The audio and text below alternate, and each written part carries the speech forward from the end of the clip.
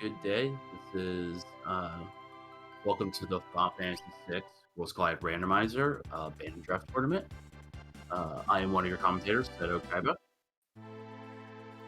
And I'm Fantastodon, very excited to have this race. On SpeedGaming 2, we have a fast start here for our head-to-head Final Fantasy VI randomizer race. We have an auspicious start, you could call it. We have Gao and Umaru, two, I would say, divisive characters in the Final Fantasy VI Worlds Collide community. Is that fair to say, Seto?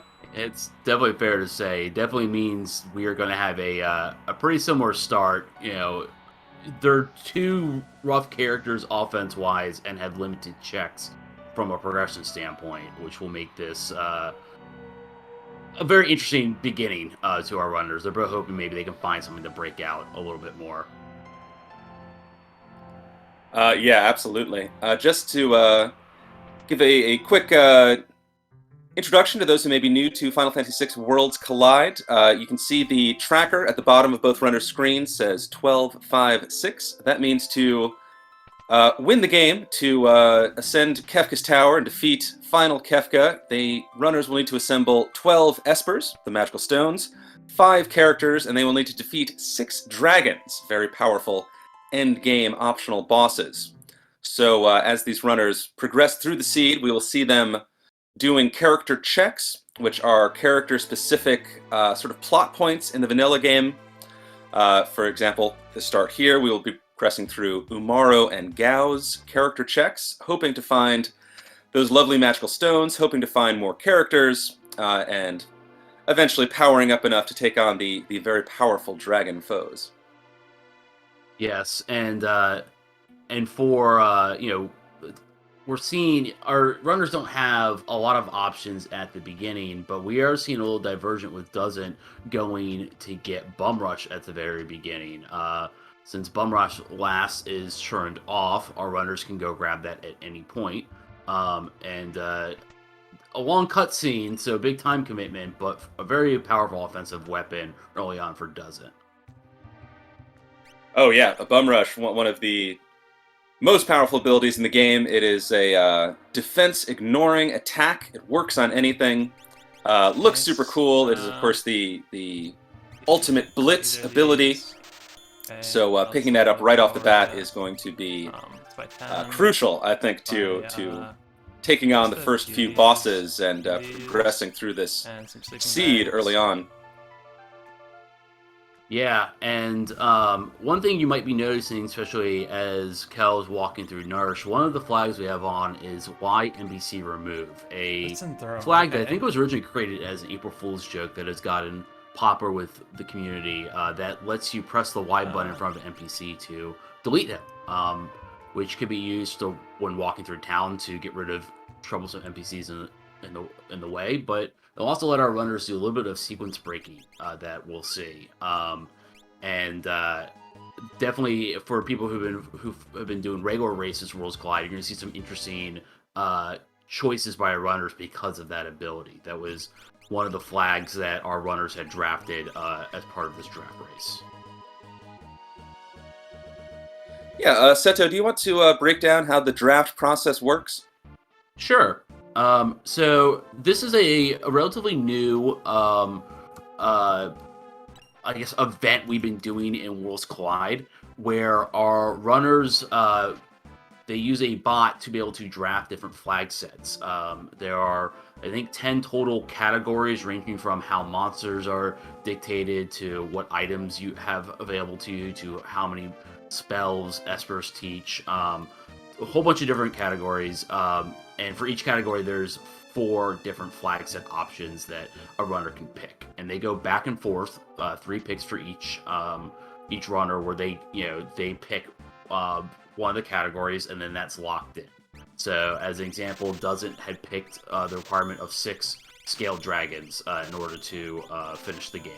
And so once he picked that, it was locked in. Kel can't make another pick involving dragons, and they go back and forth and kind of pick these different flags. All the flags are designed to be very, like, a lot of variety between them, so that each seed, each potential seed is very different. And they do this live. They did this a few minutes before the draft, so there's no practicing with these exact flag sets or anything like that, or any mental preparation. They kind of just have to go and do it.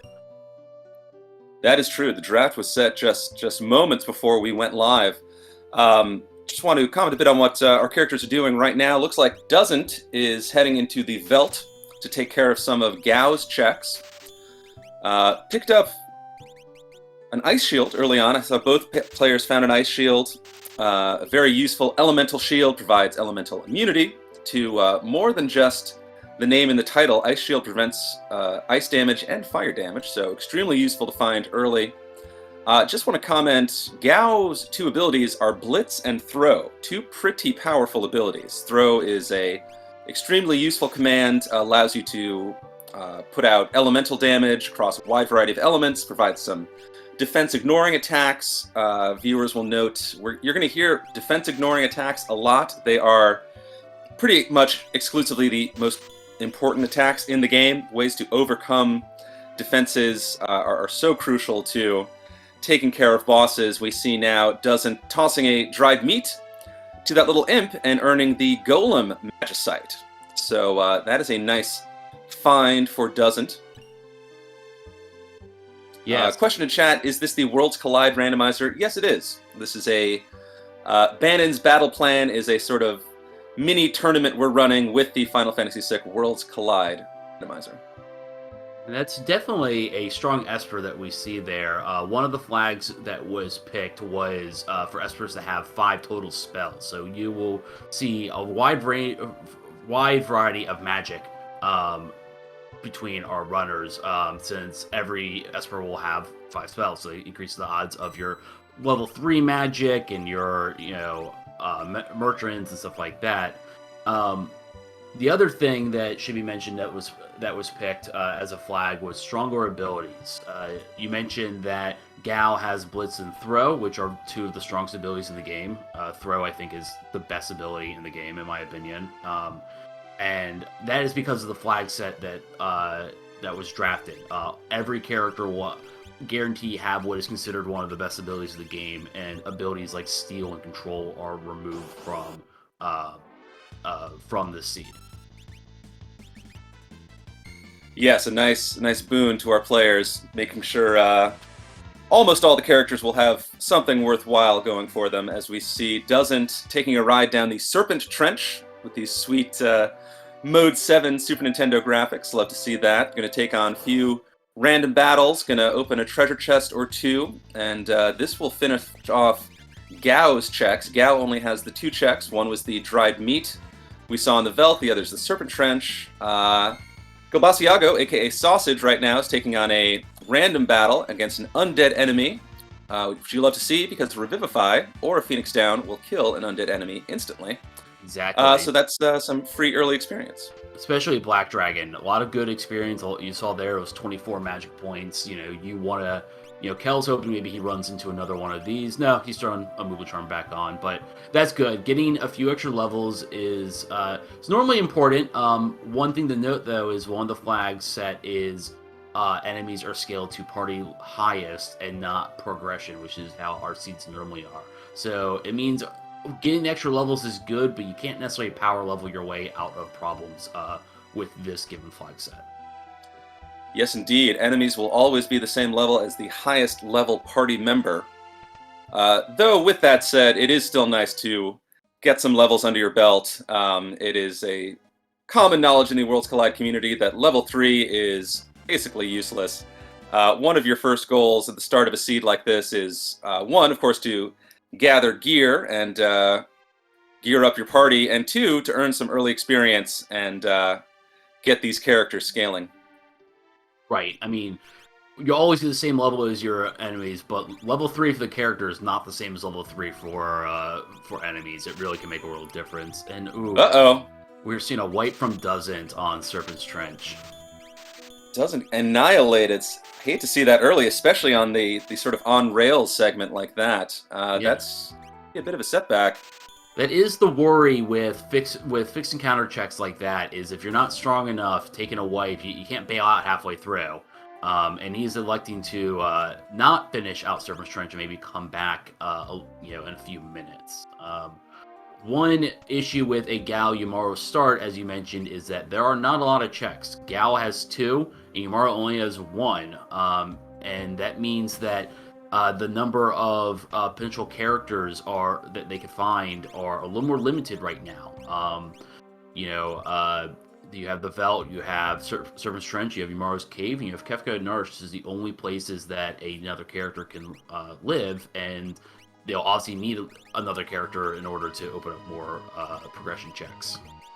Yes, indeed. Do want to point out, Sausage just doing some shopping in Sen. Sen is stacked. We saw experience eggs for sale in the Relic Shop and Minerva's for sale in the Armory. So those are 2 top-tier items. I saw Sausage grabbed an experience egg. I'm sure is going to make a mental note of those Minervas to go back later.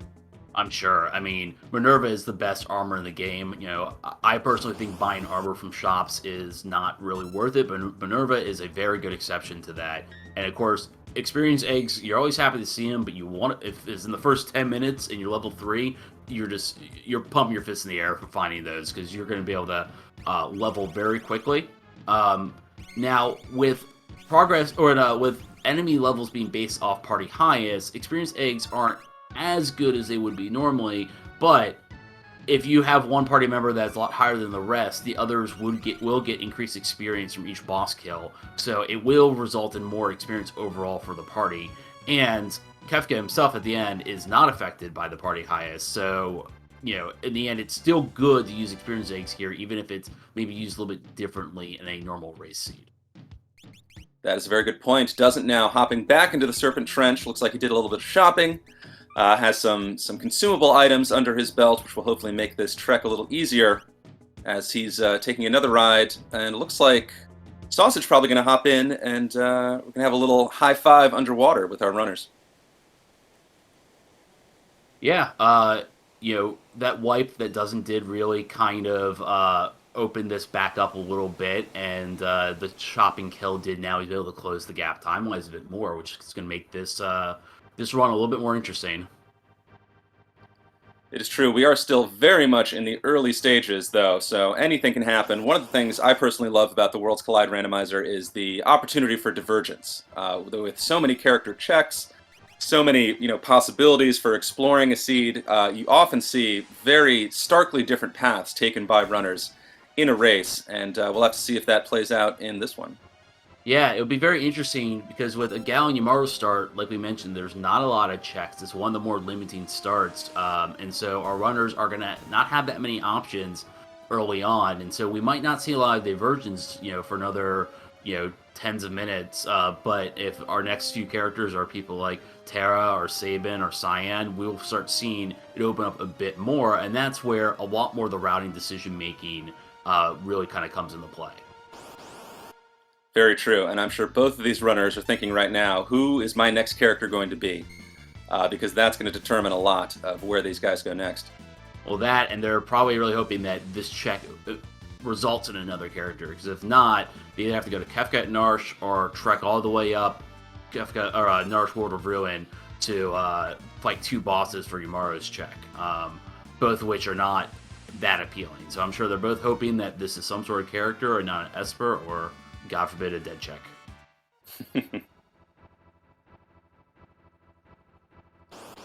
As we see, Doesnt, yes, making use of those consumables he picked up. Sausage running into a behemoth. Those can be a little scary. I think he has the tools for the job, but he may choose to, smoke bomb out instead. Those are endgame enemies you usually find in Kefka's Tower. I'm sure worth some juicy experience, but maybe not worth the hassle. Yeah, I mean, they're definitely worth a lot of experience, especially 2 of them, but you're absolutely right. Wiping here will put him back a lot more, like we saw with Doesnt earlier, so Kel made the wise decision of smoke bombing out, and that meant one more battle that he finished quicker than Doesnt, which closes the little Serpent Trench race, that we have going on here.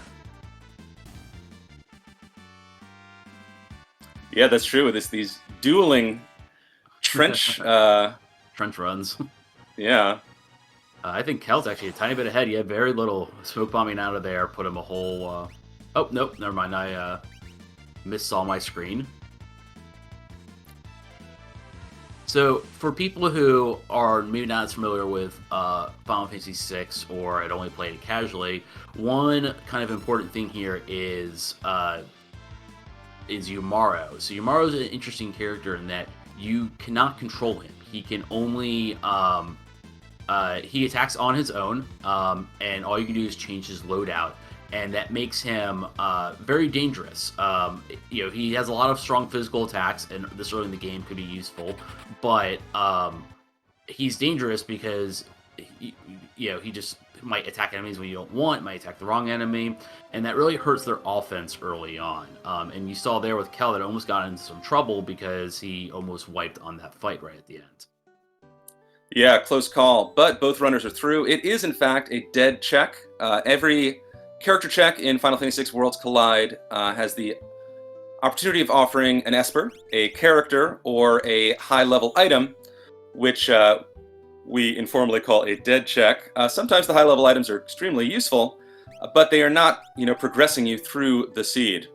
These Marvel shoes are a lovely relic to have, but both runners would much rather have an Esper or particularly a character. And with both of Gao's checks done, our options for new characters boil down to the Yeti check or the Kefka and Narsh check. So we are heading into one version of Narsh no matter what.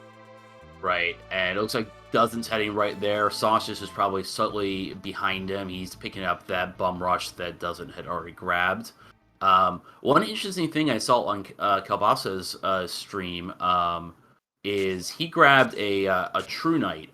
Something you don't see that often, but I imagine he's going to throw it onto Yumaro because, Yumaro might not be as much help offensively, but defensively, be able to use him as a body to protect some other people is actually not that bad of a strategy, one that most people wouldn't think of doing.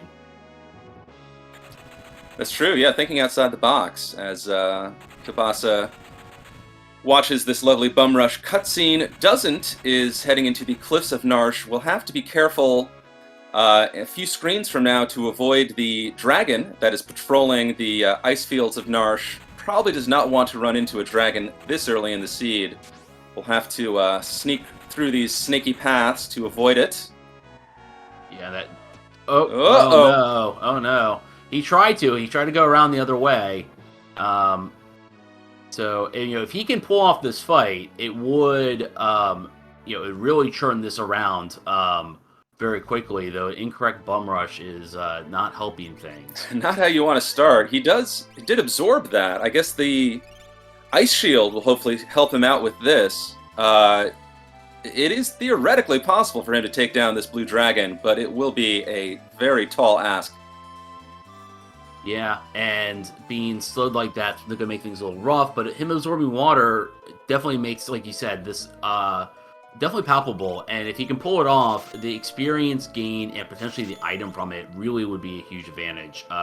It'd be curious to note later whether this was intentional or not. It sure looked like he accidentally ran into the dragon, but who knows? This might have been part of Dustin's plan. Yeah, Bum Rush doing big work, and he does take down the blue dragon with this solo Gao. Very impressive. Yes, very impressive. If it was another dragon, it might have been a different story. So it was a great win by Doesnt there. So that is one of the 6 required dragons down for Doesnt. I'm sure he's breathing a sigh of relief. He also picks up some fixed dice as a reward from taking down the dragon. Fixed dice are a very unique weapon in this game. Seto, do you want to explain why? Yeah, so fixed dice, them being a gambling item, does random damage. It is a formula based off of what the numbers that literally show up on the dice and your character's level. So they will consistently do more damage the higher up you go, but you can't count on that damage. However, it ignores row and it ignores defense. Both are very powerful components, properties for it. But the other issue is that it has a long animation time and typically is not favored by our runners, even though they can potentially do a lot of damage. I find that they're very good early on. If you can get them, sometimes they can help you get over the hump of the first initial boss fights by getting some high damage. But given the fact that Gal doesn't even have a fight command, we might not really see them even be used at all. Yes, indeed. They are quite literally a roll of the dice. Doesnt is through the Tritalk boss, found tunnel armor, a nice reprieve after that maybe stressful dragon fight. Sausage, meanwhile, doing some shopping. Did he pick up the Esper from the thief? Sorry, I was looking at Doesn't screen. I did not get a chance to see. That's okay. Oh, picked up some fire rods. Happy to see those. As we're going to find out who is behind the back of Imaro's tomb, or Imaro's cave, rather. It is Mog. Well, that makes Kefka and Narsh a better play now, because that's, the only two character checks left are Kefka and Narsh and Mog's check, both which are in the same physical location. So that actually is a little bit great, even if it didn't open up a whole bunch of checks, because it makes going up the top of the mountain a second time a lot more palpable. Yeah, as we see, Doesnt one-shots old Daddy Llama. A very interesting boss that I would happily explain, but he's already gone. Meanwhile, Sausage making a interesting play. Looks like he's heading up Mount Zozo. Now, This is an area that's usually gated behind Cyan. This is one of the character Cyan's checks, but with the Y remove flag on, we can, I guess, remove the invisible NPC blocking the door, and looks like Sausage is going to go for some looting and maybe take on an early dragon himself. Yeah, and that's definitely a smart play. With Y NPC removed, you really have to keep in mind your different options you have available to you, and like we saw with Doesnt, dragons can be scary and can be difficult, but if you have the tools for it, you can just get so much magic points and so much experience, and Kel knows this. He knows with 6 dragons, the sooner he gets through them, the more experience he'll get, and the more powerful he'll become. He's probably trying to prioritize getting as many dragons earlier in the seed than later, and reaping the benefits from that exponentially. That is a very interesting play. As we see, Kilbas is about to take on a dragon. We'll have to find out which of the 8 it is. Ooh, Dirt Dragon. Not the one you want to see. This guy can be rude. Yes, he has a lot of counters. They're all physical, so elemental absorption and resistance doesn't really work as much here outside the few spells he has. He's a nasty one, for sure. Yeah, it's got that honed Tusk ability. That's a huge physical hit, can cast Quake, and it is next to impossible to absorb Earth in Final Fantasy VI. I think there's one piece of armor that does it, and the float command is basically your only defense. So Kilbasa hoping that doesn't come up, hoping he can bum rush him down before that comes up. Bum rush, as you see, doing a big chunk of damage, and does in fact down the Dirt Durgan. So that's one apiece for our runners. Very nice. Yeah, that was another big win. This is just going to cause both runners to snowball more and more. We might have said this at the beginning, but this is going to be a fast seed for our runners. With 6 required dragons and 5 magic per Esper and strong abilities on, we're going to see some very strong offense, and these runners are going to blast through their different checks. Yeah, and it's a tale of 2 characters on our runner's screen. Sausage finding Sabin, a great character, unlocks many checks. A really great way to crack open a seed. Doesn't, meanwhile, finds Gogo at the Mog check and Strago at the Kefka and Narsh check. Strago is a bit of a pariah in the Worlds Collide community just because his checks are all kind of a pain. But does not know he has other options and is going to take on this Kefka and Narsh battle. Going to have to dodge through 2 waves of enemies and take on a boss at the end. Sausage, meanwhile, warping out of Mount Zozo, very happy to find his 3rd character. Yeah, this is going to make the race very interesting. Going up to Kefka and Narsh was definitely not a bad move for Doesnt, considering the fact that he had Mog, and it resulted in 2 characters. Like you said, open up a bunch of checks, but Sabin, on the other hand, has the most checks of anyone in the game, and they're all pretty quick. And so that's really going to change things up. If Kel finds another character or 2 via Sabin, we're really going to see a much different game than the early game was. I think our runners will be going through completely different routes. Especially looking like... that... Sorry, you were saying? I was going to say, it looks like Kabasa is going to use that Y NPC remove to get into Figaro Castle. This will let him do 2 of Edgar's 3 checks. It won't let him do the throne, but he gets to do the basement and then Ancient Castle, where another dragon lies. So he's not even using any savings checks right now. He's just electing to go for more sequence-breaking checks that he normally wouldn't be doing right now if it wasn't for that Y NPC remove. Yeah, real high-level play from Kabasa, knowing how to use this sort of unusual flag to his advantage. Doesn't, meanwhile, finds Inferno at Kefka and Narsh. A tricky boss sometimes, but this high-powered Gao is really doing work with Bum Rush and the throw commands. This Gao is going to be a staple party member for the rest of the race. I would almost guarantee. Doesn't now up to his 4 characters. So we'll see where he goes next. Having complete. He's actually at 5 with Strago. 5, yes, I apologize. Yeah. As Sausage doing some looting in Figaro Castle, about to take on this boss at the tentacle spot.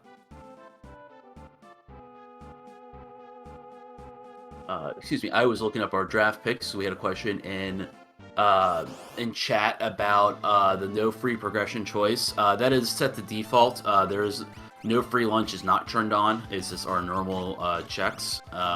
There is an option for a draft pick to have it so that free checks don't result in a don't automatically result in a character or an Esper, and I believe that is turned off here. Right, as Kielbasa running into the 3 Stooges. This can be a tricky fight, but Sabin has Shock. A command you're always happy to see, and of course, Gao with Blitz and Throw should be able to take care of this. You really want to take down that top Stooge. Curly first. Curly will revive the rest of the team if you don't take him out, so that's priority number 1.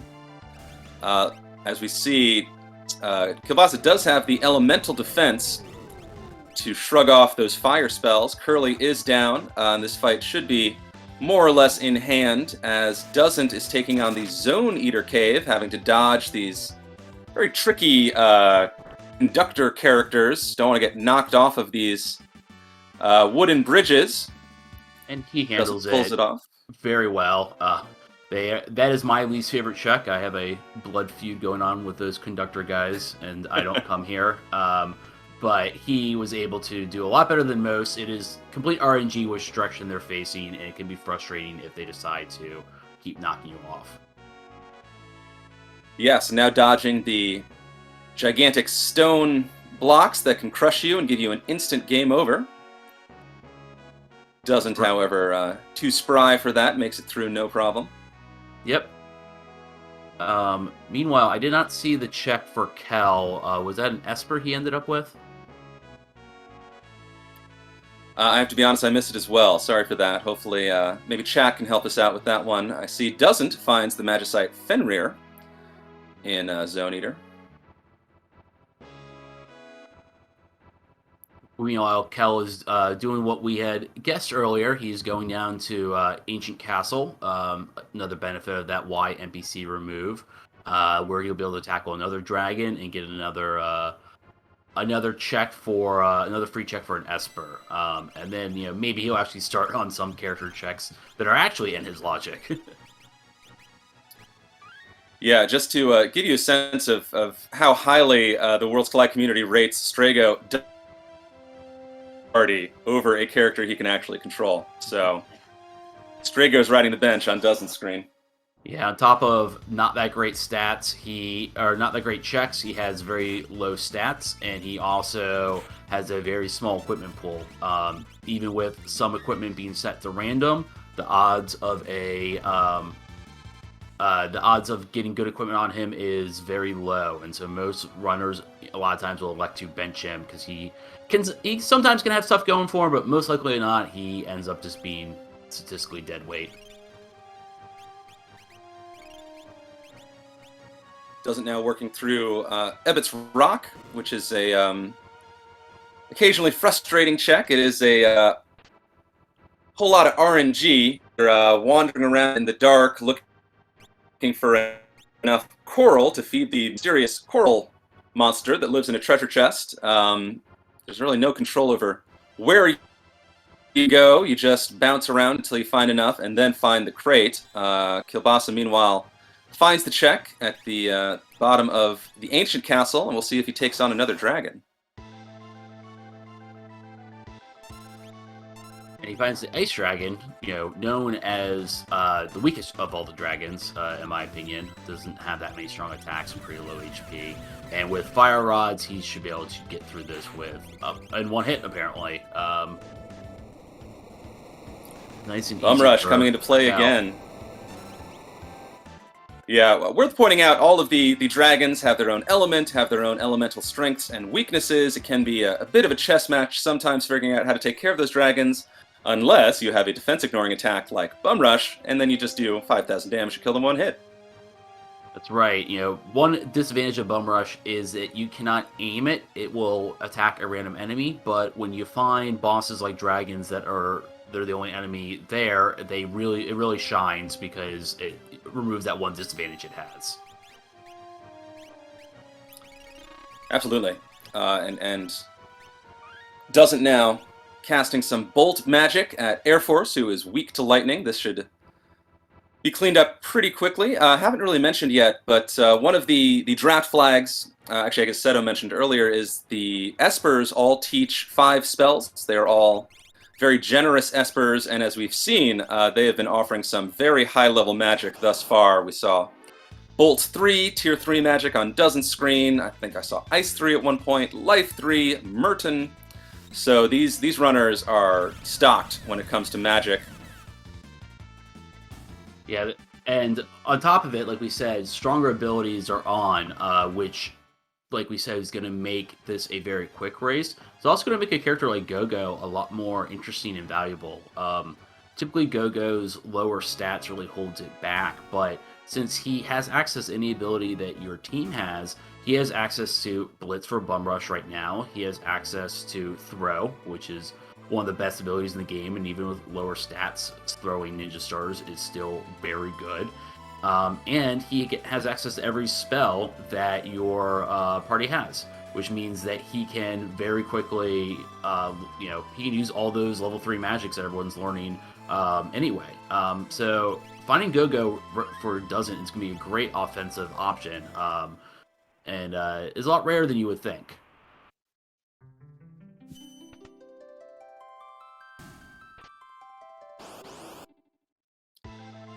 So Yeah, very true. Kielbasa now taking on a monster in the box, finding, Snail Bay takes on the presenter. Honestly, not the boss you're actually looking for when you're opening monsters in a box. Likely looking for Katana Soul, who will drop the oh-so-useful Offering relic. Presenter drops the less useful Dragon Claw weapon, but he's a little cutie. Sorry that Kielbasa didn't want to take the time to fight him, as Doesnt looks like is diving into the Burning House, one of the Strago checks. So he will be working his way through Casa del Fuego, taking on these theoretically skippable but almost impossible to skip fixed encounters and then a boss at the end. Right, so this check will be a little bit slower for Doesnt, even though nothing should pose him a problem, battle-wise in it. But that might give Kel a little bit of time to catch up, as he is now treading the same ground Doesnt did a few minutes ago. Hitting up the Narsh, kill this dragon, get an Esper at Tritok, and then hopefully find Mog in Yumuro's cave. Unlike Doesnt, it'd be questionable whether he actually ends up using any of Mog's checks, at least early on, but definitely give him a fourth character and one step closer to access to Kefka's Tower. Yeah, absolutely. Always a good feeling to fill up the party. Having a fourth character just provides so much utility, and of course provides the strength of actually having a 4-person party as opposed to a 3-person party. Dragon goes down. These scaled dragons not proving to to be much of a problem for our runners. They are both very high-powered at this point and making short work of these supposed endgame optional bosses. That's right. And now that Kel has 3 dragons, the only thing he has left dragon-wise is Opera House, and he might elect to take the last 2 dragons inside of the tower itself, especially with how easily he's been blasting through them at the moment. And so that's going to help a lot of his scavenger hunt, where he can focus just on progression checks now, and that's it. Very true. As we see Tunnel Armor on screen again, and Tunnel Armor is about to leave our screen again. Tunnel Armor, one of the easier bosses in the game and weak to lightning, so farewell to Tunnel Armor, as Doesnt is now approaching the boss of the Burning House. And it is that old swing band Haydn and the Haydnites. Everyone picks a different genre of music. I always say boy band, but... They're one of the best Final Fantasy music groups out there, obviously. Well known in the community for their singing prowess. Oh yeah, their hit "Your Love Is Like a Grand Train." And with Haydn here, not a difficult fight for Doesnt, but Haydn does have a lot of HP, so this is going to be a little bit of a time sink, especially... He's weak to Fire and Pearl, and Doesnt has Pearl, which is great, but it is a longer animation time. So this fight is going to be a little bit long, but shouldn't pose any real challenge to our runner. Yeah, got Zombie Yeti though. You don't see that very often. That's kind of a spooky looking Omaro. I like it. He's getting ready for Halloween. Gothic Umaro. Yeah, Gothmaro. But Haydn is down. Curtain call for Haydn and the Haydnites, and we'll see what Doesnt finds at the end of Casa del Fuego, as we know Kilbasa is about to find Mog. Looks like Doesnt's going to get another character, I believe. I think this cutscene only plays when there's a character. That's correct. Yeah. And found Celis. Now, this is interesting for Doesnt. So that puts him. He already was at max characters for progression. So you wanted to find like an Esper here. However, Celis does have some quick checks. Especially if you don't do the last Magic Tech one. But what we did not mention before was statue skipping. Do you want to talk about that, Fantaston? Yes, there is an option in Worlds Collide, a flag you can enable to allow you to skip a big chunk of Kefka's Tower. Kefka's Tower, the final dungeon in the game, and it is quite a lengthy dungeon at that. Of course, with random encounters off, it's not as hard as it is, say, in the vanilla game, but it is still a pretty long hike. And with the option to skip straight to the statues, you can skip straight to basically the boss gauntlet at the end of Kefka's Tower. I'm not sure what the exact requirements for that are in this particular seed, but that is an option for Doesnt.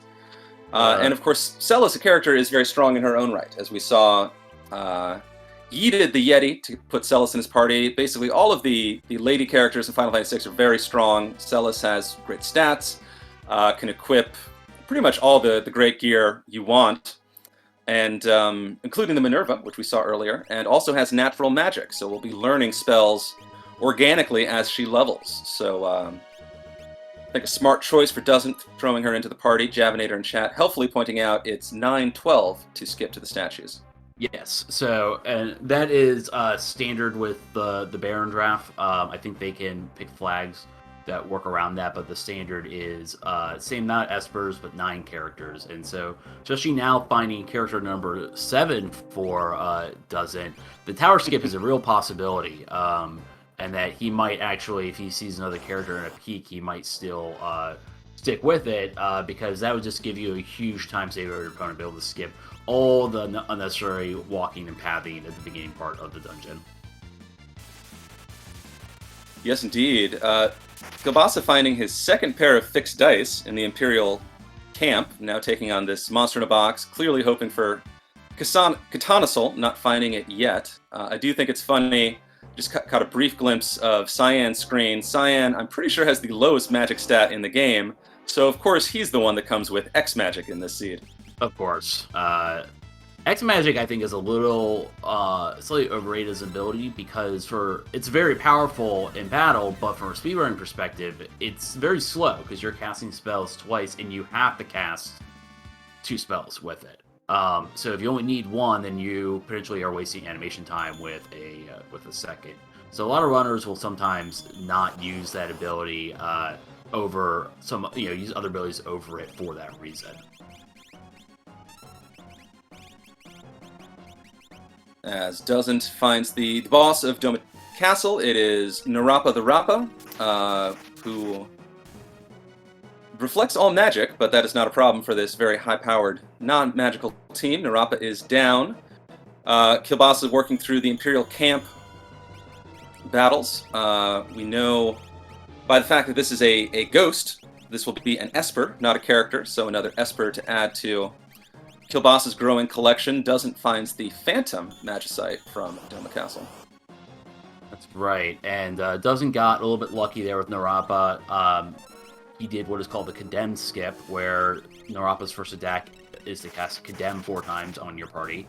He's a very weak boss fight, so if he does that, he spends more time doing that than you actually fighting him, and so it'd be a huge time sink of about close to 30 seconds or so. But if you can get an attack beforehand and then attack kills him, then you don't have to worry about it, and so he saved himself quite a big chunk of time with it. Always satisfying when you can pull that off. Finds another Esper from the Thief. We've said it before, we'll say it again. These are some great Espers. Obviously, they all have the maximum number of available spells. I saw a Magic Power 2 in there, saw a Strength Up 2 in there. Stats are not the be-all and end-all in Final Fantasy VI, but obviously higher is better. May throw those on one of his party members to juice their stats a bit, as Doesnt is heading up to, looks like Mount Zozo now, to do this, what we know to be a Sabin at the top. That's right, and he's probably going to be happy when he sees Sabin, because that puts him one character away from the statue skip, opens up plenty of other checks for getting more Espers, and a few checks that he can even peek with, such as Collapsing House, if he really wants to try to snipe that 9th character for his skip. Meanwhile, Kel is going to Barren Falls. He's doing some hardcore menuing first. It looks like. Yeah, menuing is the necessary evil of all RPG races. We'll see who he finds as he hops in the shower, as Doesnt is about to take on, I believe this is Dirt Durgan, right? That's right. Yes, it is. Yep. I had to remind myself.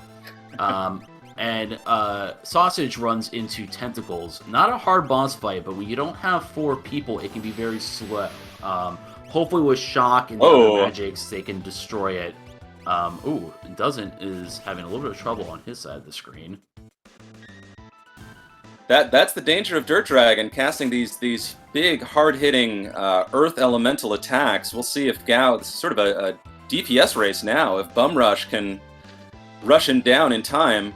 And he can. Gao sneaks through that fight, the only one left standing. Right, but that is a little worrisome for Doesnt, though, because Gao gets all that experience, and it's set the party highest with scaling, so it's going to make other boss fights a lot harder for the rest of his party. He's probably kicking himself a little bit that Gao was the only survivor of that one. It's a little bittersweet.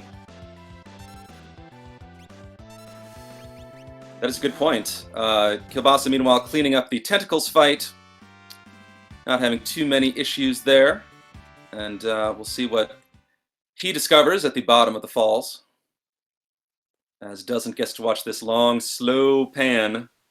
Sabin looking out over the misty mountains. So both of our runners are now stuck in a little bit longer cutscenes. And so, now it's probably a good time to replug Worlds Collide.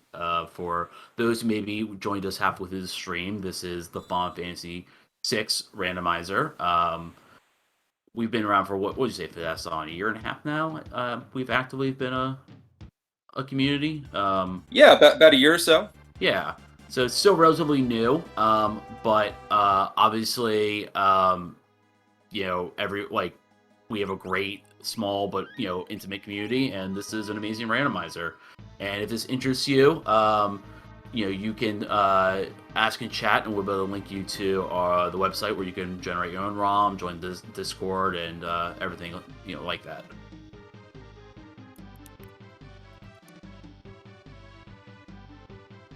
Yeah, absolutely. By all means, if you're interested, hop on in. It is a super fun randomizer. It is super modular. You can really make of it what you want. Obviously, we have a very fun, sort of high-powered seed in this race, but you can set all sorts of parameters you want. You can set all the sprites that you want. You can make your whole party look like Final Fantasy IV. You can make your whole party look like Sephiroth and Three Fish. You can do whatever tickles your fancy. That's right. We have plenty of runners.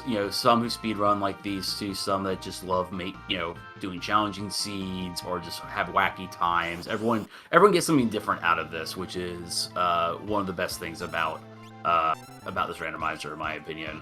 It's a little something for everyone. Absolutely. As we see Kilbasa finding Senor Behemoth at the top of Mount Colts. And looks like Doesnt is trying his luck at the auction house. The auction house can have either 0, 1, or 2 espers in it. Looks like Doesnt already found one and is trying his luck for a second. Yeah, he did not get it on the second try, but he did get, I believe this is the $50,000 check. And so if he buys this out, that'll really increase the odds for the second Esper. It is also a hero ring, so not entirely useless.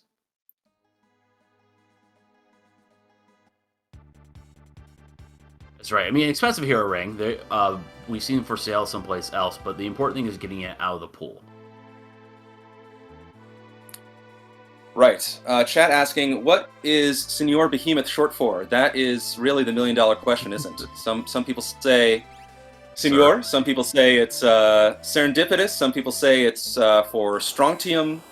Some people say it's to differentiate him from Behemoth Jr. It's really, one of those unanswerable questions. Papa Behemoth is what I refer to him as.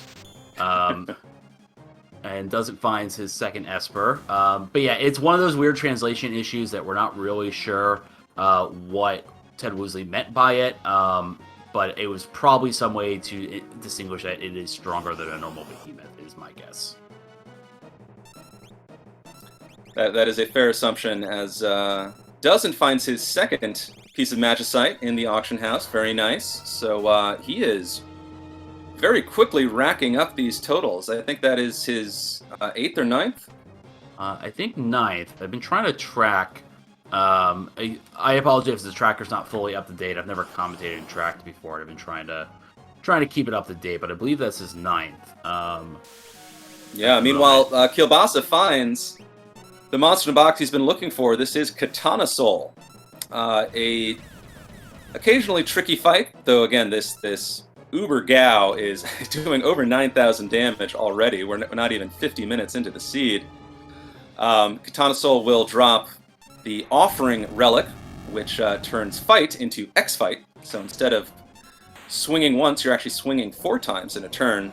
That is extremely useful when paired with certain weapons, Fixed Dice being one of them, Atma Weapon being another, and I believe both players have an Atma Weapon. They do. It was in South Figaro basement, so that's probably why, since Cal grabbed it early, that's why he's been aiming for Monster in the Boxes.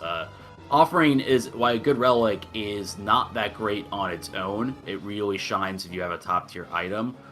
So typically you'll find our runners only gun for Monster in the Boxes when they already have a weapon in place, instead of just shooting for an offering first and hoping to get a weapon that fits in later is typically not, a smart play. So that's why Cal's been pushing really hard for it as part of his strategy.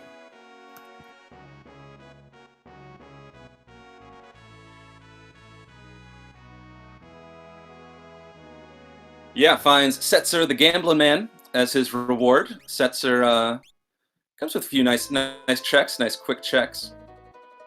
As Doesnt finds a Ragnarok sword, an extremely powerful sword.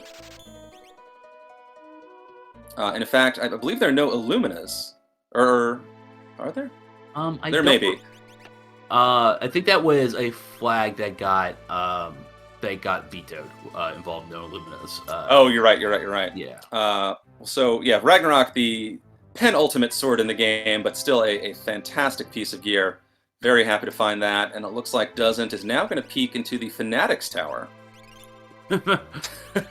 Why removing the imp? Hope that won't actually affect his reward. A little funny to see. I have no idea what that does actually.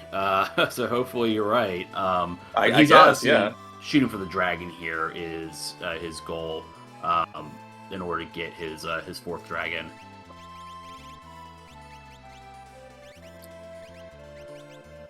Very good point. Yes, with 6 dragons required, there are 8 total in the game, so we're going to be seeing almost all of them.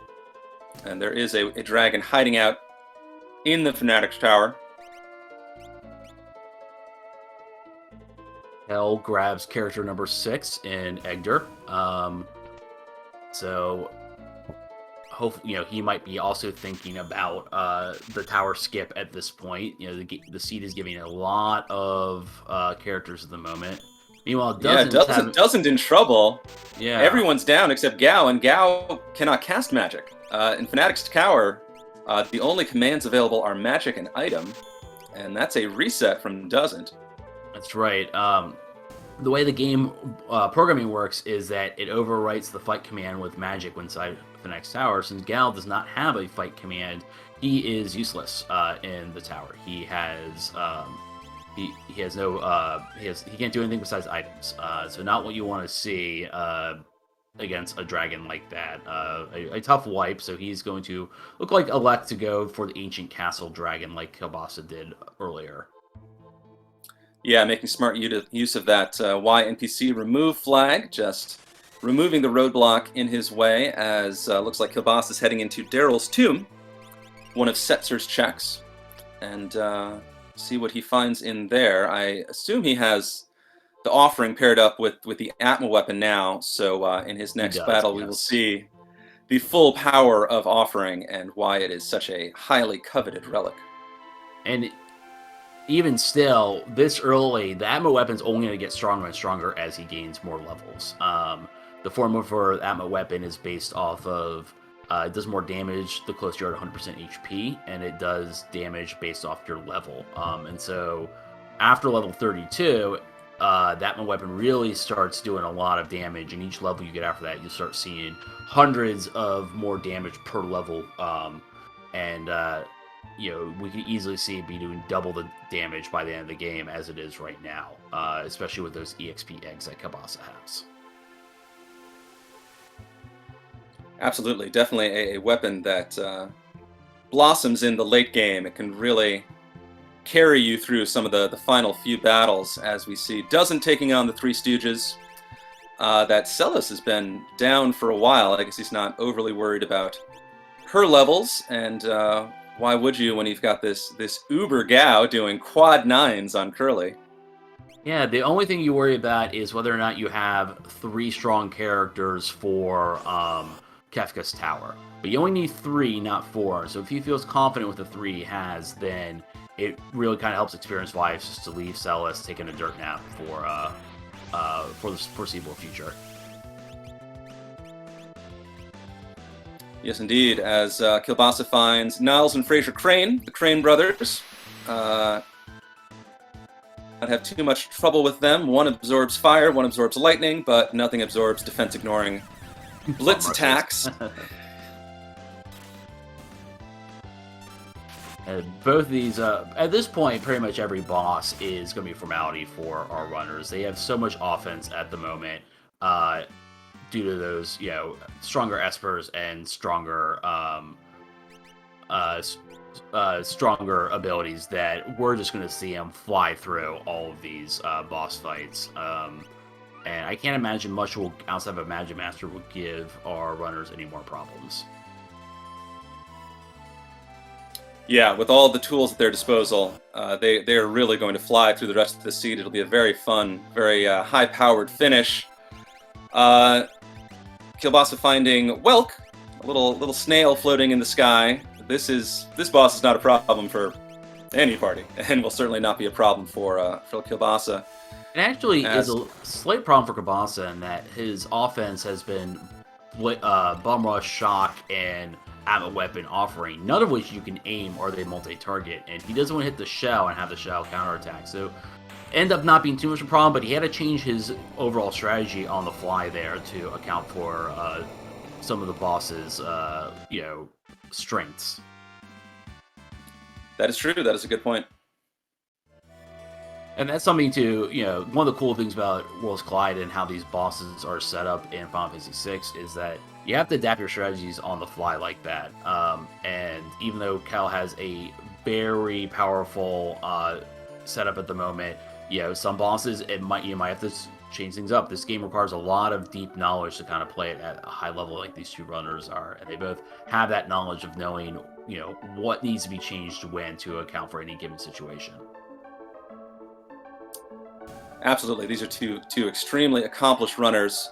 Real treat to have them flying through this high-powered seed with their high levels of talent. It's fun to watch as Kielbasa taking on the Skull Dragon. We're going to have dual dragon duels on our screen here: Skull Dragon and Ice Dragon. Of course, Bum Rush works on every kind of dragon. There are some cool quad 9s on Kielbasa's screen.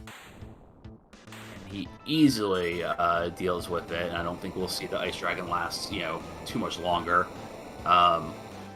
And that puts both the runners at 4 of 6, which means that the only dragons they really have to do next are probably the two in Kefka's Tower. They won't be at full strength from either, but given how powerful their parties are, that's probably a risk they'll run.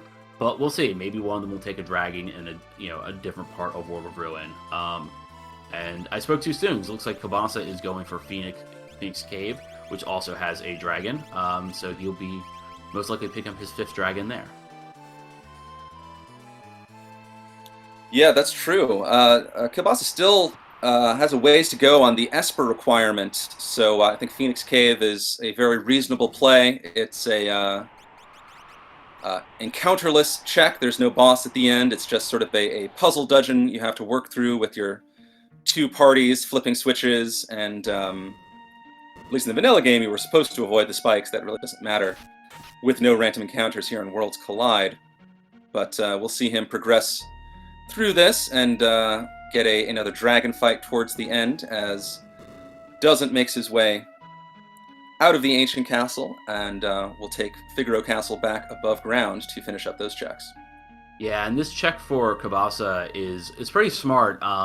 This late in the game, neither runner really cares so much about treasure. There's not a lot more they want item-wise, I would imagine, so they'll be skipping a lot of chests. And Phoenix Cave is a deceptively short check if you don't give it, you don't care at all about treasure. You just got to run through, hit a few switches, fight a dragon. You can be in and out in 2 minutes, which does not make it the worst check at all, especially given the dragon requirement. So a pretty shrewd route by Kielbasa here. Yes, indeed. As Doesnt heads into Ruined Zen, looks like he's going to take on the collapsed house and has the option of either resetting when he sees the Setzer or picking up his 9th character. And with his 9th character, he'll then qualify for statue skip.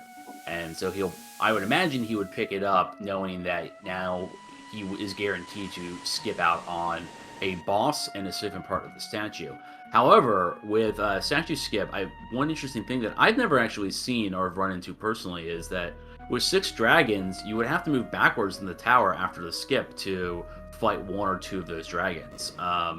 And so if they're counting on statue skip, they then have to factor in how to get those last 2 dragons, because they can't just blitz right to the end, I believe. That is a very good point. And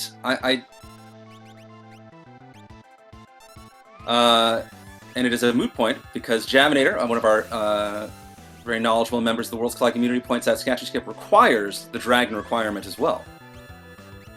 That makes sense, because I think you get dropped off after the normal gate. Yeah, you get dropped off on the three switches, so I don't think you can go back. Right, and so another interesting wrinkle. Right, so it probably won't let you actually skip to the statue from the airship if you don't have the dragon to dragon requirement, which makes sense because or else you would just circumvent the 6 dragons as part of it.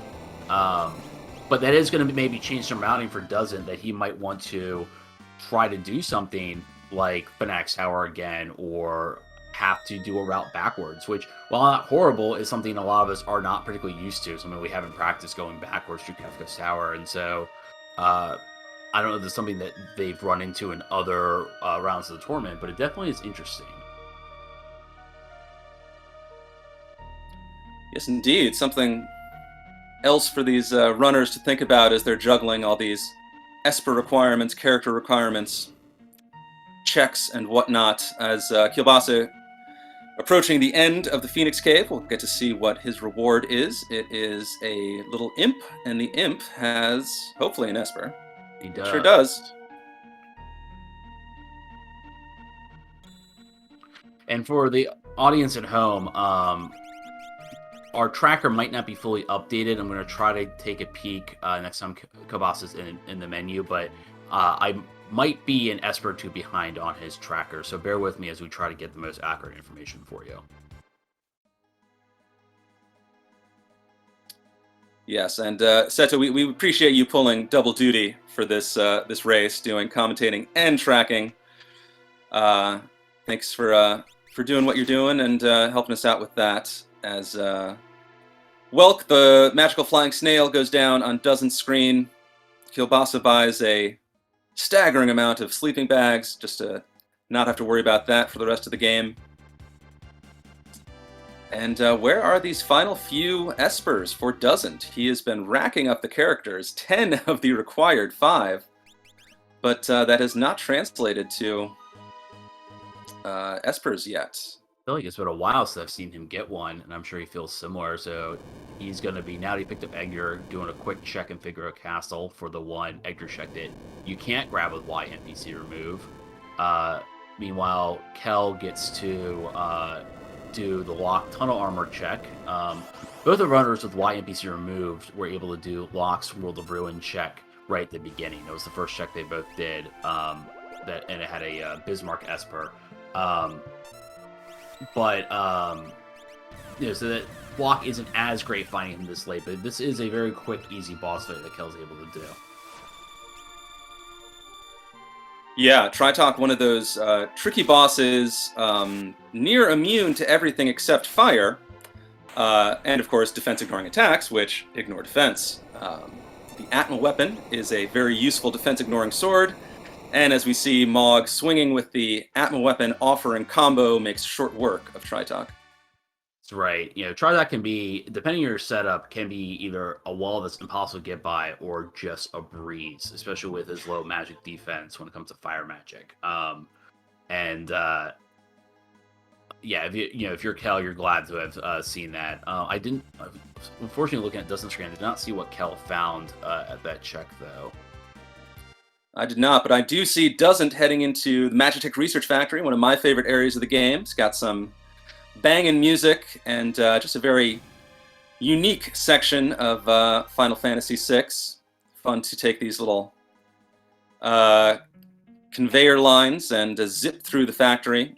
And we'll see there are 3 possible checks in the Magitek Research Factory. There are 4 bosses, actually, but there's going to be a boss fight at this pit he's about to hop into. There's a boss fight on a staircase above that, and then there is a fun minecar ride that Doesnt is likely not going to take, sadly, but we'll see who boss 1 is in the factory, and it is, of course, the Magimaster.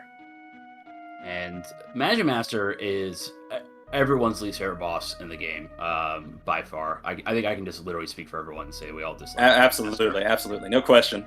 Magimaster has a lot of powerful spells and changes his weakness after every attack, and so if you have elemental attacks, they're very hard to use effectively against him. He also has extremely high defense and evade, which makes a lot of physical attacks extremely hard to do as well. Luckily, with Bum Rush, that's the easy way to get around it. As you see, Doesn't able to do max damage with Gao. But depending on your setup, he could be a really big pain. He gets very easily countered with the Berserk spell, but if you don't have that, sometimes you have to get very creative with defense-ignoring weapons in order to get by him. However, both our runners are probably happy they've run into him here and not in Kefka's tower, where they would have to fight him without a full party, and that is a run killer for a lot of people. Yeah, but Quad 9s from Blitz Gao doing work, putting an end to Magimaster as Kielbasa grabbed Realm in the Sealed Cave, so is also racking up quite a few characters, and looks like is now heading into Esper Mountain for one of Realm's checks. Got a brief glimpse of Kielbasa's equipment setup, and I'm sure Doesnt is similar. These parties are extremely well equipped at this point. We've got at least 3 elemental shields, which are extremely useful for, of course, blocking elements. We've got that Atma weapon. Saw a snow muffler. Runs into Doomgaze, another boss that can be spooky. Let's see if his party's a multiple of level 5. 2 of them are, so that is a quick double kill to start off the fight for Doomgaze. But of course, Bum Rush Gao doesn't care about any of that. Oh, Ooh. and he got lucky with that, Yeah. avoiding that Doom. That could have, no matter how strong you are, instant death is instant death. And, luckily he only has level 5 Doom to start the fight. So once he revives him, he doesn't have to worry about that spell again. And it goes to show there are still setups that can rock even the most powerful teams if you just get unlucky or ill-prepared. But hopefully this should not be a problem for Kielbasa. Meanwhile, Doesnt picks up his 11th Esper, I believe, if the tracking's updated. Like you said, the Magic Factory has 3 checks, but the third one is hidden behind 2 bosses and a very slow auto-scroller. And so most runners, unless they are hoping for a character for the last check, will go in and do the first 2 because they're very quick, and then warp out. You can't warp out once you start the 3rd check, which would be right after that door he went through. So, Doesn't pull a shrewd move and is electing to not finish out that dungeon. In the answer chat, yes, finesse experience is on. That is why Kielbasa is rocking only 3 characters, and why Doesnt is essentially doing the same. Yeah, and we can see as we're quickly approaching endgame, just how that experience is manifesting. I saw Kielbasa's Gao is level 52. You don't usually crack the 50s in a race unless, of course, you find an experience egg very early, as both our runners did. A lot of times you don't even crack the 40s, so the C50 before Kefka's Tower is very rare. Oh, I did not know you could Y NBC remove to get into Magitech Research Facility. Yeah, Kielbasa putting on a clinic of how to use Y NPC remove to its greatest capabilities. He'd done, I think, all of Edgar's checks before, well, all of the ones he can do. Before he had Edgar, he did Mount Zozo before Cyan, and now heading into Magitech Research Factory, as looks like Dozent's pulling out a little rename swag. Boy, interesting. This is his last Esper, luckily. He can now not only do the tower, he can skip it, though he still does need 2 more dragons, which means he might be backtracking a little bit in the tower to pull those off. Whereas when Kel gets there, he'll only need one more dragon to get through. And the answer chat for Y remove with Terra and Dataluma, yes, you can skip Dataluma with Y remove, but you cannot get that check without Terra. So it is useful to skip a boss if you have Terra in your party by Y removing it, but there's no reason to go to Zozo World Balance without Terra. You cannot skip out. You can't skip out.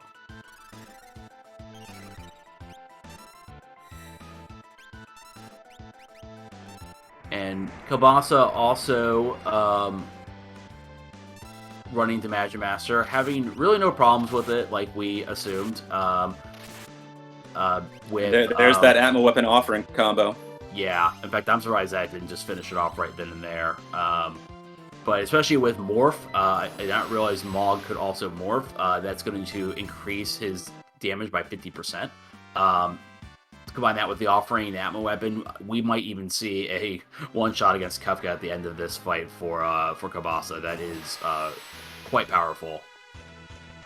That would be very cool to see. As Doesnt picks up the Ifrit F-Spur and now has the required 12 and is in dragon mode, I guess you could say. And of course, there are 2 dragons in Kefka's tower. So Doesnt is ready to take on the final dungeon.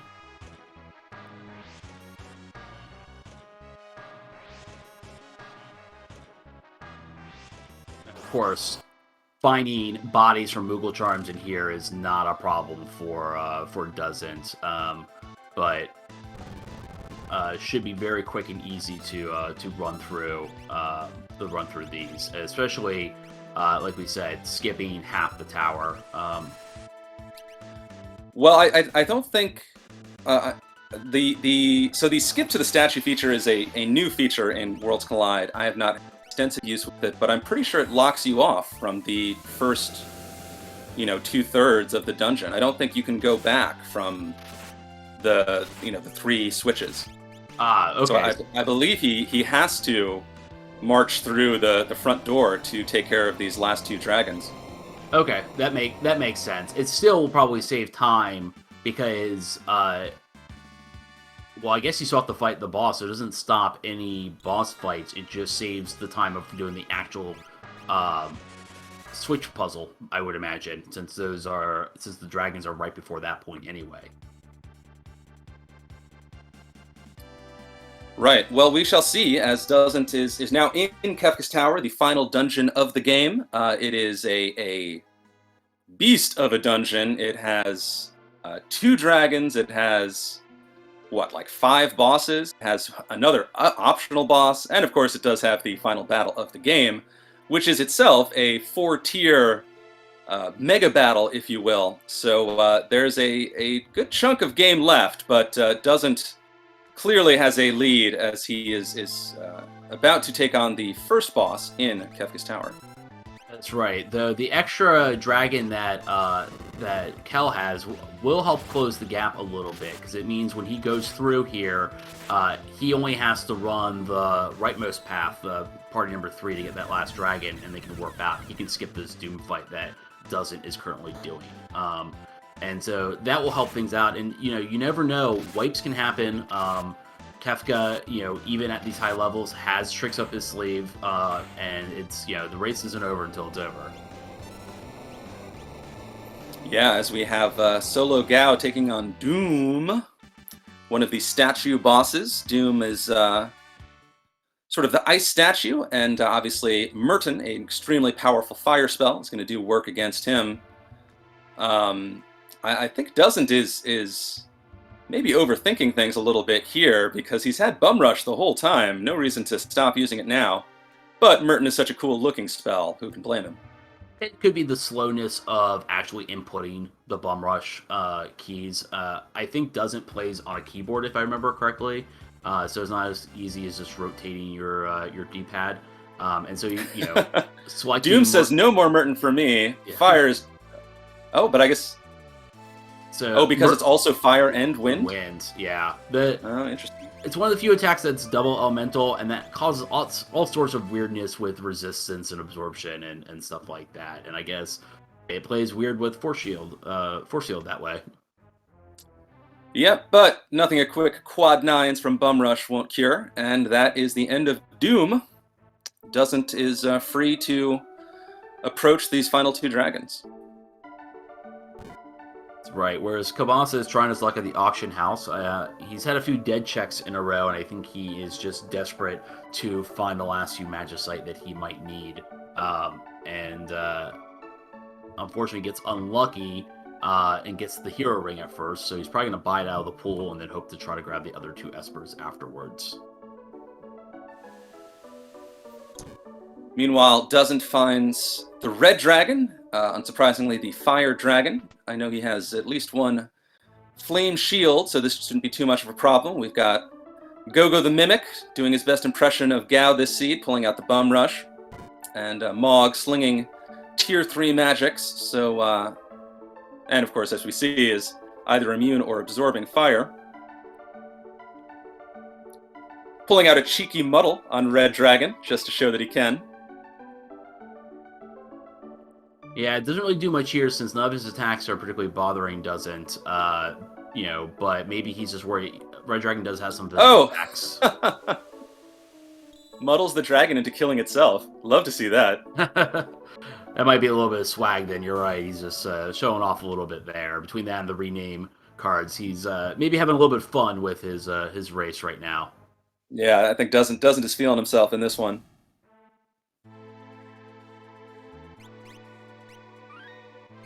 So Doesnt has to kill his last dragon. Kel's going to be shopping for another Esper.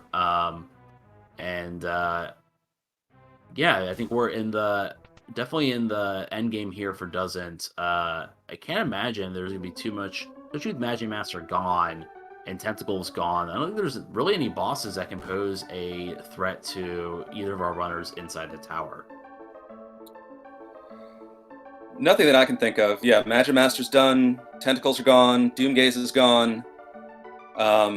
Maybe Goddess can throw in a weird quirk, but no, I think it's more or less a straight shot to the final battle. Yeah, and even Goddess, I mean, I think they just have enough, you know, maybe Goddess's Charm could, you know, throw a wrench into things. There's always Phantom Train's Evil Toot or number 24's, you know, Overflow that can cause a weird muddle that might cause a reset, but even those would be quick resets at this point. I can't imagine there's much else besides that would cause our runners problems. Yeah, Doesnt now taking on the Storm Dragon, his 6th dragon. Again, these quad 9s from Bum Rush. Been doing work all seed. And that's down, and Doesnt is now clear to make it through the rest of KT and fight his way through the boss gauntlet and take on Final Kefka. Whereas, I guess I missed this earlier, that Kabasa had found Atma weapons in World of Ruin Albrook and is picking up some last more, you know, for the road, like you do. So he can do double offering Atma weapons on Mog, which at the very least should be fun to see him one-shot everything in the game with that.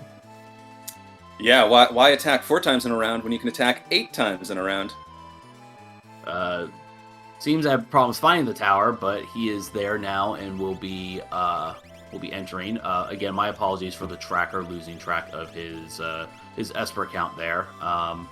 But he'll be running through the right side to kill his last dragon, and then statue skip right afterwards to maybe make up some ground very quick on Doesnt, as Doesnt is running through the rest of the tower normally. And I wonder if there's some sort of maybe gentleman's agreement in this race that we're not party to. It looks like both runners having solo Yeti in Team 1. Am I seeing that correctly? Well, I assumed that the reason Doesnt did that was because he just needed to kill the dragons. It was going to warp out and come back in, but now he's walking through with the Yeti, and I'm not quite sure why. At this point, he has reached the area that you skip to, so no reason to back out now. I think, yeah, this is just pure Yeti swag. Love to see it. Putting on a show for SpeedGaming too. Yeah, it's like that for Kel too. He doesn't need to fight Doom here. He could just take Party 3 all the way up. I mean, not that Doom's going to cause any problems with this 8 times Atma weapon, but he could have just put everyone in Party 3, went up, killed the dragon, and warped out, from my knowledge of how the statue skip works. So I'll have to ask our runners about this in the post-interviews, because that's definitely an interesting choice. But Kel's really made us on lost ground. The Atma weapon really is going to make up some lost time for him very quickly. I think we'll see. Yeah, as Doesnt runs into the Ifrit and Shiva fight. These are both another one of those bosses that has insane defenses, except for their one weakness. Obviously, defense ignoring attacks, don't care about that. And let the quad 9s rain down as Bum Rush Boy keeps getting it done. As Lightsaber Mog also getting it done, and that is a dead Storm Dragon. That is our last dragon for Finalizing, and now both our runners are officially in go mode, even though they've been for a while and it was a formality. This should now just be nice and quick for our runners. And yes, we're going to see a warp out from Kel and pop right back in for the statue skip. So he is not very far behind Doesnt at all. And in fact, with the offering Atma Weapon JG Glove combo, there is a good chance that he could make up the time in the final fight by just decimating all the tiers with that damage. That is true. Meanwhile, oh my goddess, it's goddess. But as we see, Doesnt has refined his bum rush technique to it's now a quick and bum rush technique. Quick, the spell letting you act twice in a row, so double the bum rush, double your fun, and putting the hurtin' on Goddess. Interesting question in chat. How different is this seed without bum rush? Sedo, I'd be curious to hear your thoughts. My thought is not as different as you think, because Gao also has the throw command.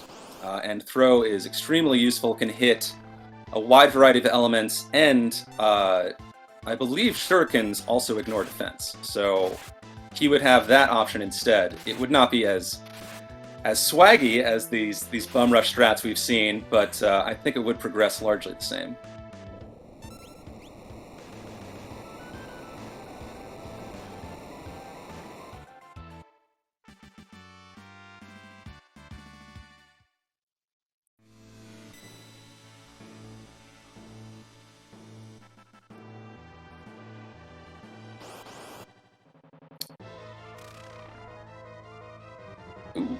Doesn't running into a Tyrannosaur.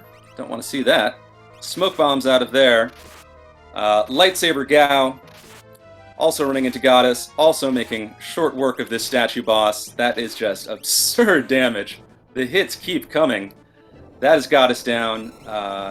Doesnt runs into enemy Umaro, the incredible dabbing Yeti.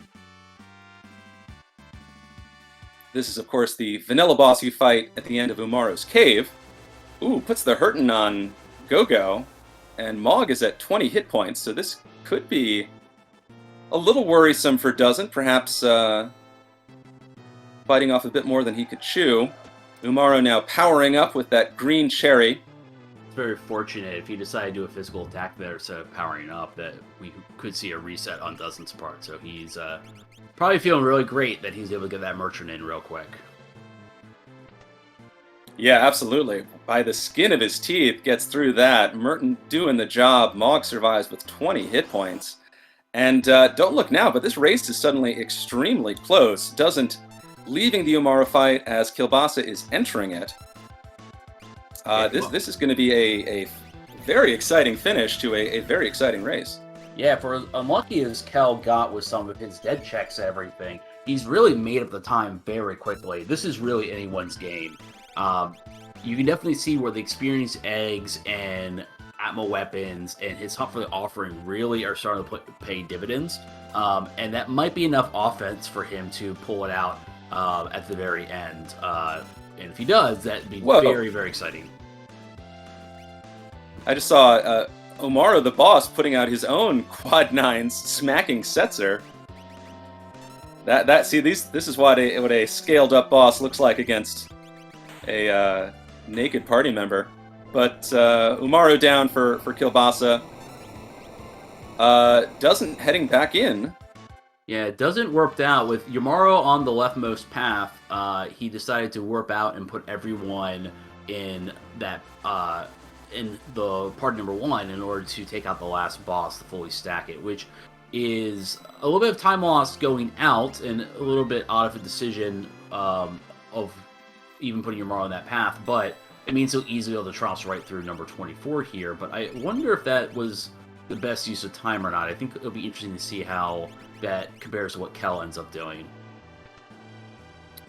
Yeah, regardless, making good use of the statue skip, able to get right back to where he was. And Now it looks like Kielbasa just doing sort of his final menuing, making sure his party is exactly how he wants it, because after this number 24, which is defeated on Doesnt screen, the only thing left is the final battle. It is funny seeing a confused Go-Go use Mertrin, like it matters if you're confused or not with that. Yeah, right. He's aiming the all-screen attack the wrong way. One interesting thing, too, is that Kel found Terra, and that ends up being very interesting because Terra knows Possess, which will let her instant kill anything in the entire game. Wow. What he's doing with Atma Weapon means that he might not use it on against Kefka, but you could see him use that against something like Sleep or trying to time it in order to use Terra to get an easy kill on one of the parts of the final battle. I know I've raced Kel in a draft before, and I know he likes playing around with Possess strats. It's something that he has in the back of his mind. So it'd be very curious to see if that factors in, because he is now right behind Doesnt, especially with Doesnt having to do some more pathing after he warped out. They might be entering this final battle basically at the same time. Yeah, this is very cool to see. And of course, the final battle has its own set of roadblocks and challenges in front of it. So anything can happen. Literally entering at the exact same time. This wow! Is not, sync final boss fights. This is so cool. Yeah, and seeing some of Kel's knowledge here really pay out. He really closed the gap. And I'm very, even if it doesn't result in a win, I'm very curious to see how his Octo Atma Weapon and Possess strategy is going to work out here. Because I think we're going to see some really fun things happen in this final boss fight.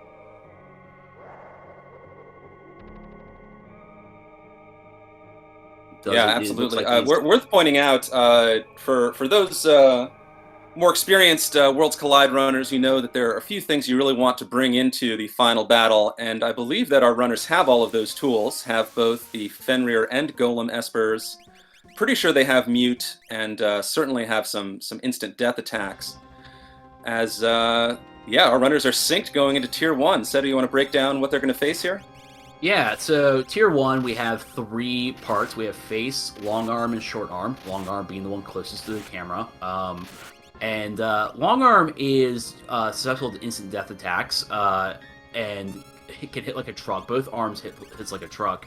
But otherwise, it's not too complicated to fight. The only thing our runners have to do is make sure that they kill... The Face is not killed last. Face, if he's the last one to die, will counter with Quake, which does a lot of damage. Our runners are very powerful, but even if they were a lot less powerful, that could wipe them. So you typically kill Face off, and then you can easily just pick off the arms whenever you, at your leisure at that point. Yeah, Doesnt, meanwhile, looks like it's just brute forcing, pulling out these Merton spells that are doing full screen. Ooh, yikes! Ooh, oh, and he had to take a wipe with the triple shockwaves that Tier 1 did there. That is rough. That is not what you want to see. I guess it doesn't. Yeah, just trying to brute force it and gets caught as Kielbasa is on to Tier 2. Right, looks like it's not bringing that Terra with him. Terra with the basically broken Possess command, but fortunately we won't have to deal with that. Tier 2 is, in some respects, the most complicated. You're fighting the 4 different enemies in this weird mass of writhing people with the very imaginative names of Magic, Tools, Hit, and Tiger. Magic casts Magic. You really want to mute that one. Tools is vulnerable to instant death, but of course everything is vulnerable to double Atma Weapon offering Morphed Mog. Yeah, but even still, the problem with offering is, like you mentioned, that you can't aim it. It attacks randomly. And with 4 targets, it can kind of matter a bit. Kel has so much HP, it probably won't, but depends on what's going on. You might want to kill them in different orders. Having Hit, for instance, be the last one who dies, he counters with 10 physical hits when he dies. If there's no one else afterwards, and he happens to snipe a character with it, you can't revive him. You know, it can be a little rough sometimes.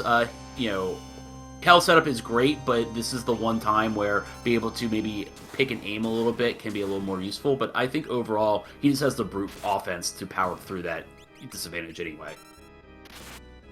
Yeah, I wish I'd caught a peek at Kel's levels before he went into this, because this is a extremely powerful party. I'm sure Gao is in the high 50s at this point, and as obviously we see that Mog doing just big numbers with those Atma weapons. Doesnt, meanwhile, back in the fight, looks like he's using the same strategy, just trying to melt them with Merton. Ooh, gets petrified. Yeah. You don't want to see that. It's going to slow things down a little bit. You know, he probably thinks he just got unlucky with the triple shockwaves. You don't see it very often. And, you know, if he believes that, then just sticking with the same strategy is, you know, is a good call. Meanwhile, Kel is moving on to Tier 3. Tier 3 has two parts. We have Girl and Sleep. Girl only has 10,000 HP, but she will heal and revive Sleep if Sleep dies. So you have to kill her first, and she absorbs every element in the game. So having defense ignoring weapons, non-elemental weapons are all very good against her. We'll see with Mog, odds are, as long as one or two of the 8 hits hits her, it shouldn't be a problem, but you typically aim for killing her first, and there you go. She's already dead.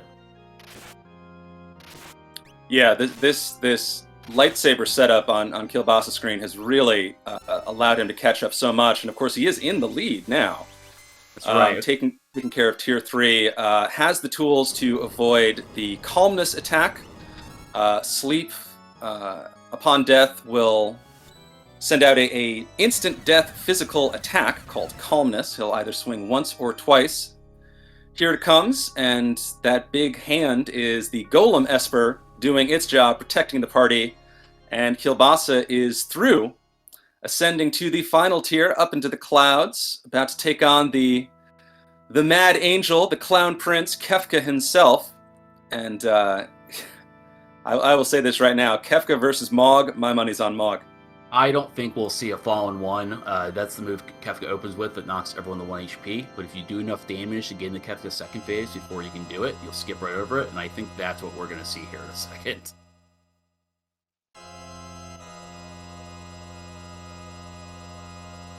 Meanwhile, Doesnt has made it onto Tier 2. Though it looks like I'm seeing a little bit of network problem with him. Hopefully his stream will steady out in a second. And let's see how this Mog does. So not going to be a one-hit KO, but I think that'll drop him into a second phase, if I can math correctly. You got to imagine, yeah. And then that Mog was not at full health, so the Atma weapon was not at full power. But even 80% power is still a whole lot of power. And of course, the Bum Rush, the staple throughout this run, showing up again, doing those quad 9s. Kefka's throwing out his attacks, doing his best. This is a full power Atma swing. And that will do it.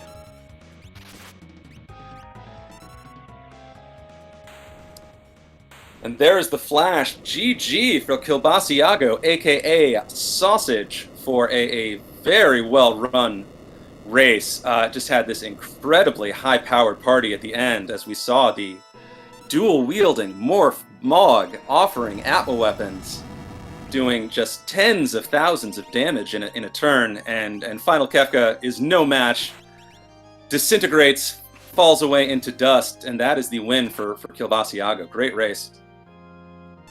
Yeah, I'm going to see if we can bring him in for an interview, though I just realized since we're on SpeedGaming, not our channel, let me see if I can figure out how to do that. So bear with me for a second. Absolutely. Doesnt, meanwhile, hot on his heels, took that unfortunate wipe in Tier 1, and that may be the difference. As we see in Tier 3 now, also has the tools to block or avoid the Calmness attack, has Quick, on Gao, aka the boy. So we'll be pulling out 2 bum rushes in a turn. That's a cool, 20,000 damage, or a bolt, I guess. And I think we have Kel on standby, so let's move him in. And Kabasa, GG. Hey there, GG. That was a close one. Oh, it really was. So tell us about kind of like, I guess your routing with it, especially near the end. You were kind of on the hunt for the last 2 espers, and they weren't bearing fruit for a while. What was going through your mind? Yeah, I don't know. So I kind of went off on a weird path. Like I started pretty early with the off logic Edgar and Cyan check, and they didn't really get me much. I think both of Edgar's checks were dead.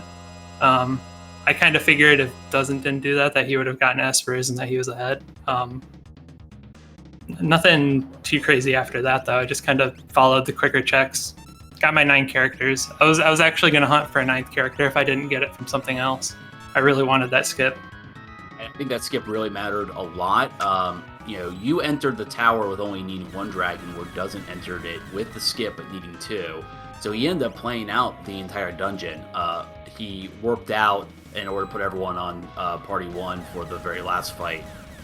But otherwise he didn't really use the skip, and you did, and that was one of the big ways you were able to gain time back in the end, was that extra dragon you took. Was he a little ahead entering KT? Oh yeah, he entered KT way before you did. Oh really? Okay. Yeah, you still he entered KT before you, but you both started the final battle basically in sync. Like the beams of light came down at the same time on both your screens. Oh wow. Yeah. So I must have really gained time with that Genji Glove Atma. Oh, absolutely. He also wiped to the beginning to tier 1. But I think even without that, you were doing so much damage that really made up so much more time. Your hunt, tell us about that. You were hunting for offering early on because you picked up Atma weapon at the very beginning. Was that a huge priority for you to get that offering? Yeah. Once I realized that I had an Atma user and Genji gloves are in a shop, I was like, okay, I'm gonna find it or lose trying to find it. So I'm glad I got it. Glad it wasn't on like floating continent or something. That'd have been real feels bad. Yeah, I mean, you definitely pulled that out, and that was a smart play, having that long-term strategy, especially seeing the Atma weapon and the Genji gloves. And did you find the Atma weapons in shops earlier? Because I know you bought a few right before, or bought one right before Kefka's tower. Okay. Yeah, I don't remember my exact order, but I did some shopping in World of Ruin, I think, to check out the Zen Esper cost, and then I went to Albrook, and they were there. And you definitely focused on dragons early, and you've mentioned to me before that's definitely a strategy for dragon requirements, getting them out of the way early. Was that a big reason why you did some sequence breaking with the Y NPC remove? Yep, 100%. It was on Finesse XP. I don't remember if I had a 3rd character when I started dragon hunting. I think I did. But I wanted to get that 3rd character really up and running, since everyone starts at like level 3 or whatever it is. But yeah, the XP boost I think really helped early on. Yeah, both you and Doesnt did the same thing, keeping at 3 characters, really playing to the strengths of the finesse XP. Really, both of you guys showing a deep knowledge of the flag sets you drafted. So tell us a bit about the draft. I saw that the first flag was originally impoverished, and you did a veto at that. So kind of explain your thoughts on that flag and the other flags that you guys ended up drafting. Yep, I've been pretty outspoken about the impoverished flag. I really don't like playing with it. It's 100% probably the only thing that's out of my comfort zone. And I told pretty much everyone that I was racing probably about 3 weeks ago. I was like, yeah, if you're going to draft impoverished, just know I'm going to veto it, or I'm going to first pick it. So expect that. I'm going to force standard equipment in our next race, 100%. It's my first play every draft, I think, in my last like 5 or 6. And Doesnt called you on that by drafting that immediately, taking away your veto, apparently. Yep. It makes my draft a little weaker, but I don't mind it too much because I'm pretty comfortable playing most other things. Mm-hmm. Just not that. And for our more casual viewers, the impoverished flag sets it so there's nothing in chests, and that everything in shops are 25 to 50% more expensive, and it can really make. Not only can it really make getting builds up and going hard, it also changes all your routing around. It's very, very different than any other flag. You have to play it completely differently. But yeah. So any of your thoughts about the seed, or any of your thoughts about about the race or the tournament or anything like that? I'm actually really loving the tournament format so far. Drafting has been a lot of fun. Community's really loving it, so I'm glad I've been able to be part of that. Outside of that, not too much about the seed. It was pretty much just A to B to C to D to finish the race as fast as you can. And yeah, thanks for restreaming it and all that. Yeah, of course. And GG again. Well fought. I would advise, if you can, go back and watch the VOD, because it was quite the entertaining race for us. You really closed the gap and came back at the end there, and it was very exciting to watch. Awesome. Thanks, guys. No problem. Happy Thursday. Thank you. See you guys. All right, and then we have Doesnt coming in a second. So there he is. Doesnt, GG. Thank you. So How did you feel about that one? yeah. I feel I played that poorly, as well as I could have anyway. Also, there's so many dead checks. Yeah, there were a lot of dead checks. Both you and Kel were running into a lot of them. It took him a while to find the last 2 espers he needed to get into the tower. And I know for you were stuck at 9 espers for a long time, as you were finding characters and dead check over and over again. I was trying to be optimistic throughout, and I was sitting on Magic for a long time. I wanted to do it when I had 2 left, because I figured every character is fine, because it gets me 1 step closer to skip, and then after that it's 1 step closer to having possess. But I never found a possess user. Yeah, Terra had possess, and I forget where Kel found Terra. It ended up not mattering, at all for him at least. But with Gogo in particular, he did not have Gogo and you did, so I can see why finding possess would have been very valuable for the final fight. Huh. How do you miss Gogo? I thought he was on the clean early path. Did he not do Umaros? He did. He did your. He did not. He used Y remove to get into Mount Zozo and found Sabin. Yeah. He did do Umaros and got Mog, but he did not then do Mog's check or Kefka at Narsh because he grabbed Sabin early. Yeah, I followed the logic of the seed to get out of early game. Yeah, it was very interesting to watch because obviously the early game with only Gao and Umaro, you guys were running the exact same paths because there's not many paths to run. But he broke logic right after Serpent's Trench and went and got Sabin, and then you guys diverged very much after that, which was interesting to watch. Early on, you took a fight at the Ice Dragon spot. I think it was against the White Dragon, maybe? Blue Dragon, yeah. Blue Dragon. Blue Dragon. Was that intentional, or was that not intentional? I intended to use the save point and then fight it. Okay. Yeah. It could have been very ugly if it was not the color of dragon that it was. But I had Bomb Rush. I was going to kill that dragon. Yeah, we were. That was why I was doing the Narsh check, was I can knock out a dragon while I do this. That's what we figured, but we noticed you were trying to avoid one path with that first, so we were a little confused as to why. And it was obviously very fortunate because that really started snowballing the seed for you, the experience and magic that came from there. But speaking of experience and magic, tell us your thoughts on the flags and with drafting against Cal. I don't like these. I didn't really like this flag set. Gao just kind of snowballed and destroyed everything, and Mog was trying to be utility bot, and Gogo was able to keep up by being Gogo and stealing his commands. Yeah, I dislike how it makes almost every other character just automatically obsolete. I mean, it was sort of bum rush the seed at some points.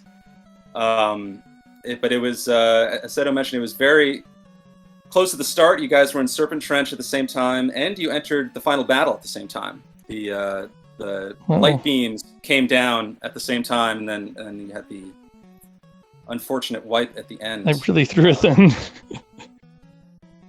Yeah, going into it, so you had got to the tower way before Kel did, but because you need 2 dragons, you basically played the entire tower out. Whereas Kel only needed 1, so he was able to warp out and take advantage of the skip, and that helped close the gap a lot. So once you found character 9 and you knew the 6 dragon requirement, what was kind of going through your head plan wise? Because it is very awkward. Well, I think of it as more, you pick 2 dragons to not do more than 2 dragons to do, and the dragons I'm not doing are obviously the one in Phoenix Cave, because I don't have luck, and I don't want to do that even if I had luck. And the other one could be either the ones in the tower or a Fanatics tower, and I tried the Fanatics one, and my magic wasn't quite up to par, and I didn't feel like doing it later. And that makes sense. You got a little unlucky with the hit there, only leaving Gal alive, and of course, he's useless there. Yeah. But yeah. So what was your thoughts? I guess going into the final battle, like, were you feeling comfortable with your setup? I was feeling more comfortable than I should have. So the deal with phase 1 is he counters if, or the face and the long arm counter if they die and nobody else is alive. And face and long arm are both weak to Merton, and short arm is not. But I underestimated my Merton damage, and I killed them all at the same time. If you have weaker Mertons, you can just safely spam Merton because the other 2 pieces will die first. But when you are capping, you can't do that. I've run that before, where I've killed face at the same time killed the other 2, and then got quaked to death and everything. And it is.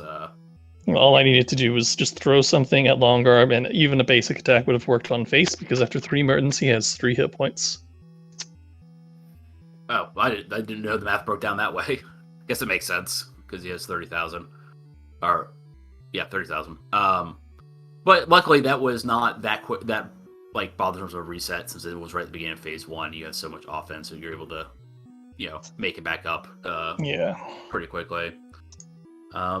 But yeah, any other thoughts on the race? Are the flags set or the tournament? It's an interesting tournament. I really wish that I had a way to get impoverished or at least rods gone through. It's my one gripe is that Guild is always going to veto impoverished, and so there's always going to be rods in shops, and that just makes it hard to push the seed into the direction I want. It's true. There's longer and grittier. There's a little bit of a meta game here. We talked to Kel about his, dislike of the impoverished start, and I didn't think about the rods and shops as being the other side of the coin with that one. Though I don't think it played too much of a factor in. You guys had. It didn't play much of a role here because he also took strong abilities, and I felt like I didn't really have much I could do to break it other than like making the monster stronger, which I don't really enjoy. Right.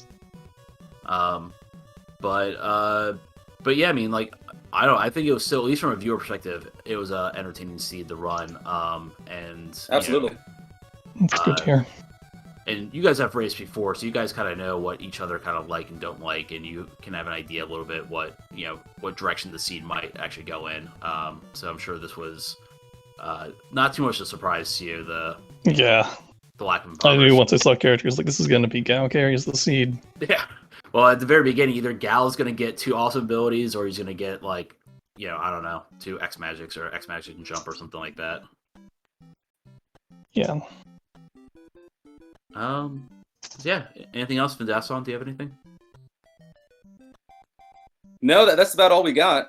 It was a very fun race to watch. Very high-powered seed. Doesn't you did a great job, and obviously Kilbasiago pulled it out at the end there. I hope viewers enjoyed it. I certainly enjoyed it. And Seto, you want to sign us off? I think we're done here.